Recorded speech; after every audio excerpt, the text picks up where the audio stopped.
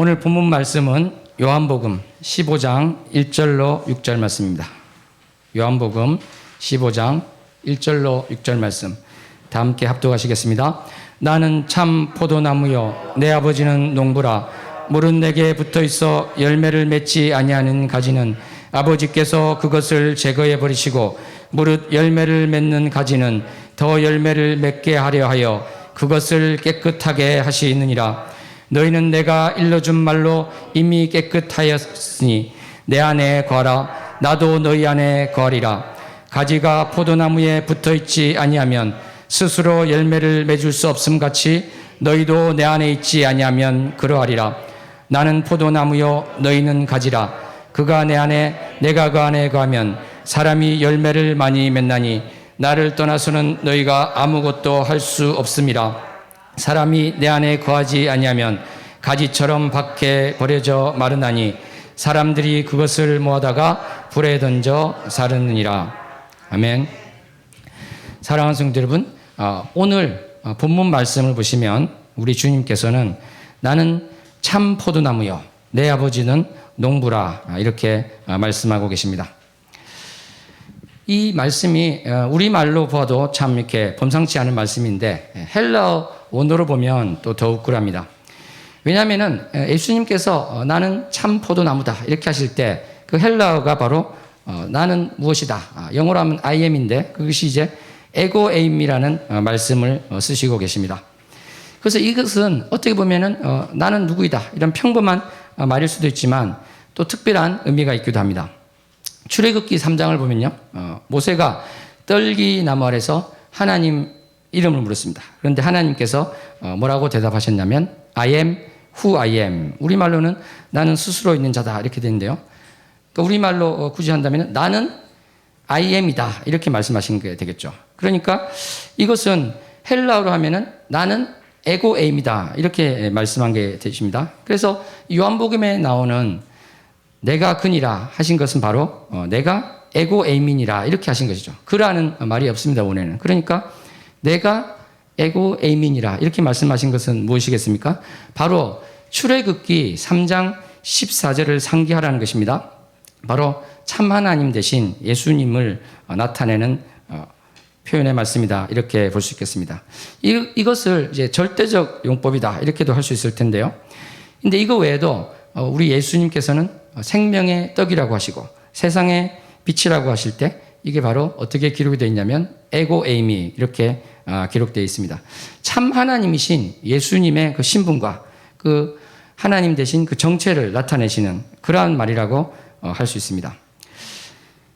이 에고 에이미가 영어로 I am이라고 했는데요. 이게 왜 이게 똑같지 않고 이렇게 약간 특수한 의미가 지니는가 하면은 신약 성경에서 영어로 I am이라고 쓰여진 걸 찾아보면 300번 가까이 나옵니다. 그런데 그에 해당하는 에고 에이미는 50번도 나오지 않습니다. 그러니까 일반적으로 쓰는 말은 아예 쓰지 않고 있다는 것이죠. 왜냐하면 우리말에서도 나는 너를 사랑해 하지 않고 사랑해 해도 의미가 통하듯이 헬라어는 주어가 없어도 다 의미가 통하기 때문에 이제 그러한 것이죠. 그래서 에고 에이미가 쓰였다는 것은 특별하다. 뭔가를 우리가 덧붙여서 이것을 해석을 해야 되고 그렇게 받아들여야 된다. 이 말씀을 드릴 수 있는데요.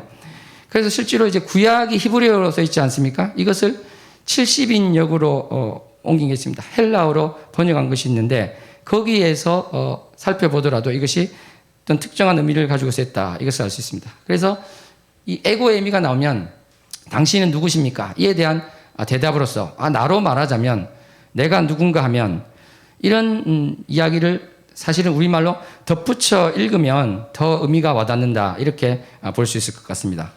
그래서 예를 들어서 이삭의 아내를 구하러 라반을 찾아간 아브라함의 종은요, 그때 이제 헬라어로 번역된 그걸 보면 에고 에이미를 쓰고 있습니다. 그러니까 그냥 나는 아브라함의 종입니다 이렇게 할 것이 아니라 사실은 나에 대해서 말한다면요, 저는 아브라함의 종입니다 이런 의미를 말한다는 것이죠.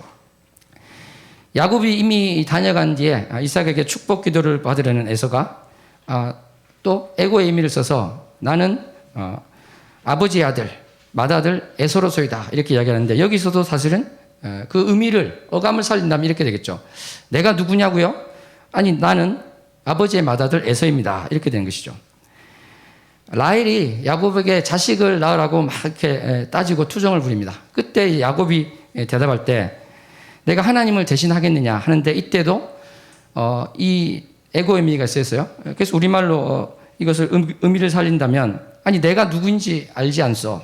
내가 하나님을 대신하겠소. 이렇게 나의 신분, 나의 위치, 나의 정체가 무엇인지를 강조하면서 쓰고 있는 것을 알 수 있습니다. 사울이 사울 왕이 되기 전에 이스라엘이 자기를 사모한다 이렇게 사무엘이 이야기하자 거기서도 나는 이스라엘 지파 중 가장 작은 베냐민 사람이 아니냐 이렇게 이야기했는데 이것도 이제 그렇게 되는 것이죠. 내가 누굽니까? 나는 이스라엘 지파 중에 가장 작은 베냐민 사람 아닙니까? 이런 식으로 강조를 계속 하면서 이야기를 하고 있는 것이죠. 이 에고 에이미는 구약에서 헬라어로 에고 에이미가 한 170번 이상 나오는데 그 중에 3분의 1이 넘는 내용이요. 다 나는 여호와니라 이렇게 사용되고 있습니다. 나는 여호와니라. 그래서 이 신약 성경 요한복음을 볼 때 에고 에이미를 보면은 이 나는 여호와니라고 그렇게 많이 나오던 구약을 보면서 왜냐하면 구약이 헬라어로 번역된 것을 많이 보았기 때문에요. 이 바로 예수님께서 이 말씀을 하실 때 이것은 정말 주의를 기울여서 보고 들어야 된다. 이것을 이야기하고 있는 것입니다. 그래서 우리 주보에도 나옵니다만 예수님께서 스스로에 대해서 어떻게 말씀하셨습니까? 생명의 떡이라고 말씀하셨는데 이것을 그 어감을 살려서 읽으면 이렇게 되는 것입니다. 너희는 내가 누구인지 아느냐? 나는 생명의 떡이니 이렇게 말씀하시는 것입니다. 내가 누구인지 너희는 아느냐? 나는 세상의 빛이니 이렇게 말씀하십니다. 내가 진실로 진실로 너희에게 말한다. 너희는 정녕 내가 누구인지 아느냐? 나는 양의 문이라. 내가 누구인지 아느냐? 나는 선한 목자라. 마르다야, 너는 내가 누구인지 아직 모르느냐? 나는 부활이요 생명이다. 도마야, 너는 내가 누구라고 생각하느냐? 내가 곧 길이요 진리요 생명이다. 이렇게 말씀하고 계신 것입니다. 이 예수님께서 에고 에이미를 지금 사용하셔서 하나님 되심을 선포하고 어떤 분임을 선포하는데 그 마지막이 바로 오늘 본문 말씀에 나는 참 포도나무요 내 아버지는 농부라 이 말씀입니다. 주님께서 그렇게 말씀하십니다. 너희에게 나는 무엇이냐? 나는 참 포도나무다. 이렇게 말씀하고 계신 것입니다. 사랑하는 성도 여러분, 그런데 주님께서 이렇게 쭉 말씀하셨던 이것이 바로 사실은 우리의 영원한 생명과 관련되어 있는 말씀입니다. 주님께서는 그냥 우리가 이 땅에서 먹고 사는 그 생명의 떡을 말씀하신 것이 아니라 영원한 생명의 양식, 그것으로서의 생명의 떡을 말씀하셨습니다. 영원히 암흑 가운데 있는 것이 아니라 영원히 암흑 가운데서 영벌을 받는 것이 아니라 주님의 빛 가운데서 새 생명을 얻을 수 있는 그 세상의 빛을 말씀하신 것입니다. 그냥 단순히 꼴을 얻기 위해서 통과하는 양의 문이 아니라 영원한 생명의 양식을 얻기 위해서 통과하는 바로 그 양의 문을 말씀하신 것입니다. 죽음의 길이 아니라 생명의 길로 인도함을 받기 위한 선한 목자이시라는 것을 선언하신 것입니다. 이 땅에서는 죽어도 영원히 사는 부활이요 생명이신 예수님, 스스로 길이 되어서 그 길을 밟고 가기를 원하시는 그 주님께서 생명의 길이요 진리요 생명이라고 말씀하신 것입니다. 정말 우리가 말라져서 버려지고 타는 것이 아니라 열매 맺도록 공급받는 것을 원하셔서 참 포도나무다 이렇게 말씀하신 것입니다. 사랑하는 성도 여러분, 우리 한번 고백했으면 좋겠습니다. 나는 가지고 주님은 포도나무이십니다. 나는 가지고 주님은 포도나무이십니다. 그런데 이 포도나무는 구약에서 보시면 이스라엘 복성을 나타내고 있습니다. 시편 80편 8절에도 나옵니다만은 이 주께서 한 포도나무를 애굽에서 가져다가 민족들, 가나안 족속들 쫓아내시고 그것을 심으셨다. 이런 말이 나옵니다. 이사야 5장에도 보면은 내가 내 포도원을 위하여 행한 것 외에 무엇을 달 것이 있으랴. 내가 좋은 포도 맺기를 기다렸거늘 들포도를 맺음이 어찌 됨인고 이런 말씀을 하고 계십니다. 예레미야 2장 21절에서도 귀한 포도나무로 심었거늘 이방 포도나무에 악한 가지가 되면 어찌 됨이냐 말씀하십니다. 그래서 참으로 주님께서 심으신 그 포도나무가 잘못될 때 우리 주님께서는 친히 온전한 이스라엘, 그 모본이 되는 이스라엘이 되신다고 하신 것입니다. 친히 뿌리가 되시고 그 줄기가 되시고 그 모든 것을 이루는 그 근간이 되시겠다고 지금 말씀하고 계신 것입니다. 사랑하는 성도 여러분, 그런데 오늘 본문 말씀의 1절을 한번 보시겠습니다. 나는 참 포도나무요 내 아버지는 농부라고 하셨는데 바로 하나님 아버지께서 농부로서 이 포도나무에 있는 가지와 관련된 일을 하고 계신 것을 우리가 볼 수 있습니다. 그런데 2절에 보시면 내게 붙어 있어 열매를 맺지 않은 가지는 그것을 제거해 버리신다 이렇게 나오고 있습니다. 붙어 있는다는 말은요 원어로 따지면 바로 포도나무 안에 있는 그것입니다. 그래서 요한복음 14장 20절에 나오는 내가 아버지 안에 너희가 내 안에 내가 너희 안에 있다고 하시는 바로 이 말씀을 또 이야기하시는 것이라고 할 수 있습니다. 이 제해버리는 것, 포도나무 가지가 열매를 맺지 못해서 제거해버리는 것을 또 뭐 다르게 해석하려는 사람들도 있습니다만 이것은 분명히 없애버리는 그런 것이라고 할 수 있죠. 보라 우리의 죄를 지고 가는 어린 양이로다 할 때 그 죄를 지고 있는 것뿐만 아니라 지고 가버리는 것, 그래서 죄를 없애버리는 그 말씀을 하신 주님이신데 바로 여기서 그 열매 맺지 못하는 가지를 제거하는 것도 바로 그렇게 없애버린다 그런 말씀이 되겠습니다.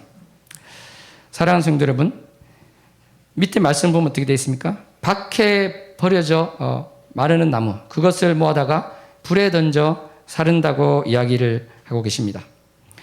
이 가지는 어떻게 되어 있었습니까? 분명히 포도나무랑 관련이 있었던 것 같은데요. 그래서 하나님을 알 기회가 있었던 것 같은데 그것을 거부했습니다. 그래서 결국은 그것이 바로 영원한 불에 타는 그러한 운명을 맞이하게 된 것입니다. 어떻게 예수님 이름을 한 번도 들어보지 못하고 하나님 이름도 모르는데 그렇게 될 수 있습니까? 이렇게 이야기할 수도 있겠습니다만은 우리가 로마서 1장 19절을 보시면 어떻게 되어 있습니까? 하나님을 알만한 것이 그 속에 보였습니다. 그래서 핑계할 것이 없었습니다. 왜냐하면 정말 하나님께서는 조금만 생각해 보면 어떤 면에서는 하나님 알 수 있는 기회를 주신 것이죠. 사랑하는 성도 여러분, 그럼에도 불구하고 참으로 우리가 이 세상 만물을 보고 하나님을 깨닫는 데는 한계가 있습니다. 그렇기 때문에 우리는 예수님을 모르는 자들, 예수의 이름을 들어보지 못한 자들에 대해서 어떻게 할 것인가 여기에 대해서 답해야 되는 것입니다. 우리가 바로 그 안타까운 마음으로 전도하고 선교해야 되는 이유가 바로 거기에 있는 것입니다. 물론 그 말씀을 듣고도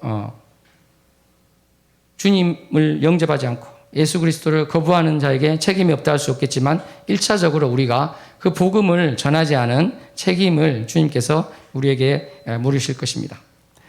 사랑하는 성도 여러분, 이 버려지는 가지를 가만히 보면은 어떻게 보면 똑같은 교회에 출석을 하면서도 그 결과가 달라지고 있는 것을 우리가 알 수 있습니다. 같은 공간 안에 있으면서도요, 교회를 왔다 갔다 하고만 하고 진실로 우리 주님을 나의 구주로, 나의 주님으로 영접하지 않았을 때, 성령을 받지 않았을 때, 성령님을 내 안에 모시지 않았을 때, 거듭나지 않았을 때, 위로부터 나지 않았을 때 그 영혼의 결국이 너무나 비참하게 되는 것입니다.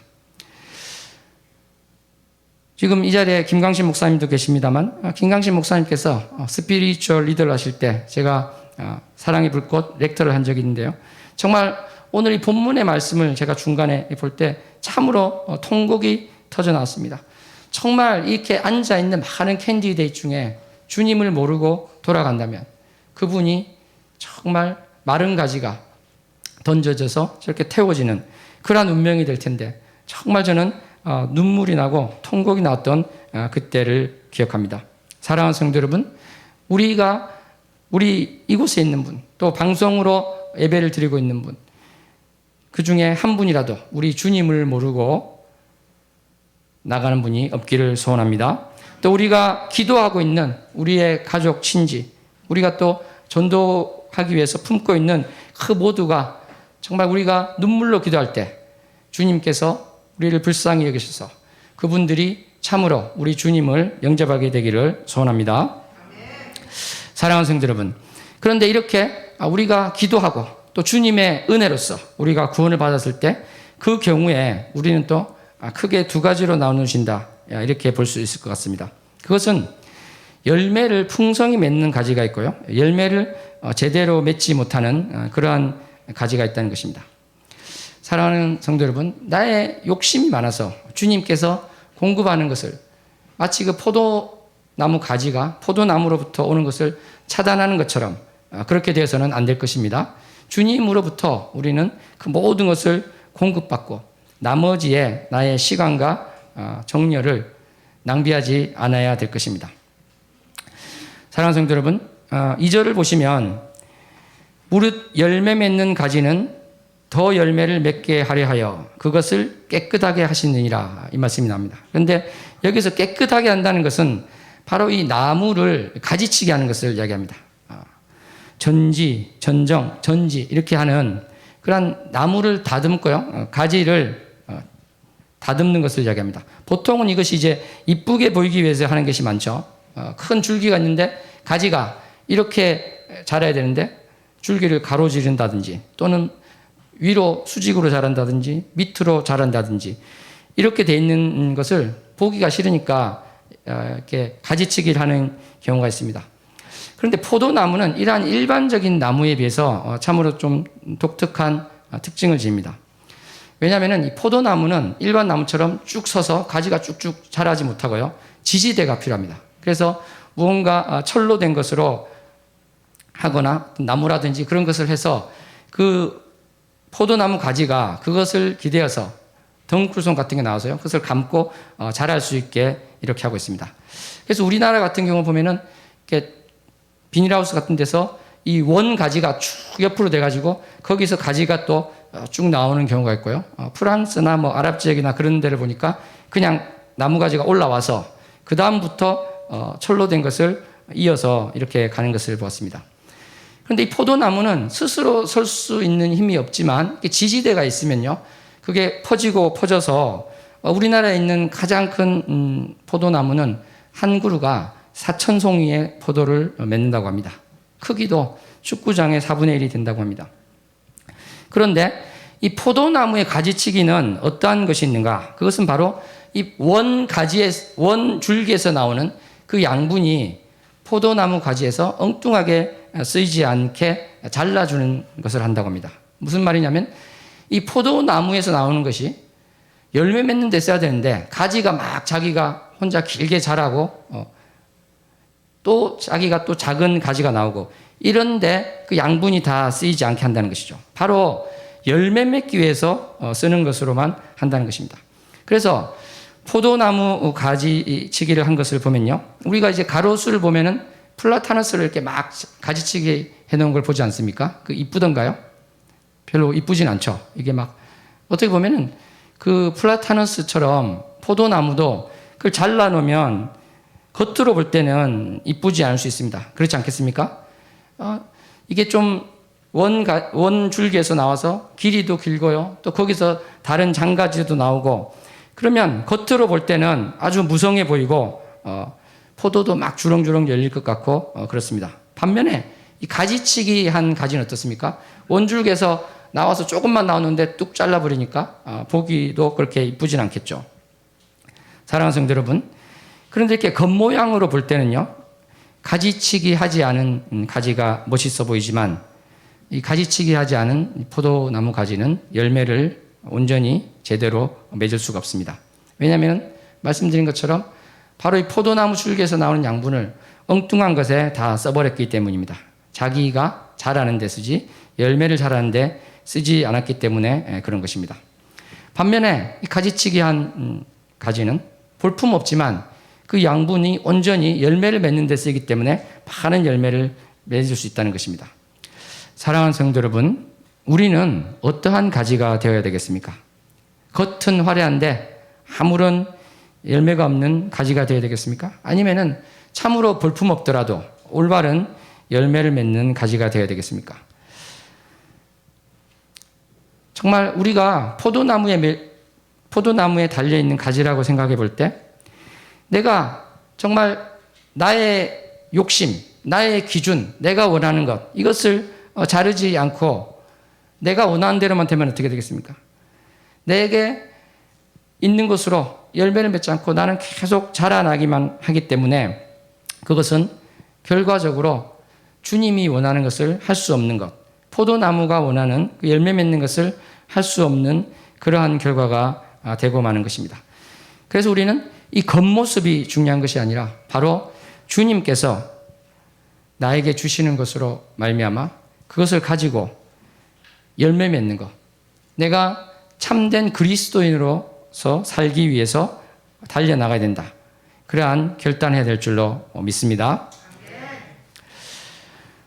오늘 주님께서는 말로 깨끗해졌다는 말씀을 하셨습니다. 이것은 말씀 때문에라고 할 수 있는데요. 말씀 때문에 깨끗해졌다고 했습니다. 주님께서는 이 말씀 때문에라는 이 말씀을 하실 때 믿음과 관련해서 말씀하십니다. 요한복음 4장 41절에도 보면은 말씀으로 말미암아 말씀 때문에 믿는 자가 더 많아졌다고 이야기를 하고 있습니다. 예수님께서는 그 말씀으로써 우리가 참 믿음을 가지고 믿음이 견고해져서 주님께서 정말로 원하시는 그러한 열매를 맺기를 원하고 계십니다. 사랑하는 성도 여러분, 이 열매 맺는 삶이 얼마나 중요합니까? 히브리서 12장 11절에 나옵니다마는 내가 이 세상적인 기준으로 보면은 참으로 실패한 사람처럼 볼 수 있습니다. 내가 하는 일이 안 풀릴 수 있고요. 남들은 성공하는데 내가 성공을 못한 것 같고 나에게 커다란 문제가 닥칠 수 있습니다. 그렇기 때문에 히브리서 12장 11절에 보면 어떻게 했습니까? 무릇 징계가 당시에는 즐거워 보이지 않고 슬퍼 보이나 후에 그로 말미암아 연단받은 자들은 의와 평강의 열매를 맺느니라 이렇게 이야기하고 계십니다. 포도나무 가지를 가지치기 할 때 아프지 않겠습니까? 가위로 싹둑 자르면 아픔을 느낀다면 아주 아프겠죠. 그렇지만 그것을 통해서 열매를 맺는 줄로 믿습니다. 그래서 우리가 참으로 이 세상에서 썩어질 것을 위해서 달려가는 자가 아니라요. 너희가 정욕 때문에 세상에서 썩어질 것을 피해서 신성한 신의 성품에 참여하는 자가 되게 하려 하셨다. 이 베드로후서 1장 4절의 말씀처럼 우리는 정말 이 세상에서는 우리를 유혹하는 것이 얼마나 많습니까? 우리의 눈과 우리의 마음이 돌아가게 하는 것이 얼마나 많습니까? 그렇지만 우리는 그것을 바라보는 것이 아니라 바로 주님께서 나에게 명하신 것, 주님께서 나에게 원하신 것을 위해서 우리가 달려나가야 될 줄로 믿습니다. 우리 요한복음 8장 31절로 32절 합독하겠습니다. 그러므로 예수께서 자기를 믿은 유대인들에게 이르시되 너희가 내 말에 거하면 참으로 내 제자가 되고 진리를 알지니 진리가 너희를 자유롭게 하리라. 아멘. 사랑하는 성도 여러분, 그렇습니다. 우리 그리스도인의 진정한 삶은 바로 우리 주님의 참 제자가 되는 삶이다. 이렇게 할 수 있을 것입니다. 우리가 얼마나 이 세상에서 할 일이 많습니까? 나의 시간을 들여야 할 것이 얼마나 많습니까? 내가 관심을 가져야 할 것이 얼마나 많습니까? 근데 저는 이 시간 여러분들에게 도전 드리기를 원합니다. 우리가 참으로 우리 주 예수 그리스도의 제자가 되기 위해서 내가 시간을 주님께 드리겠습니다.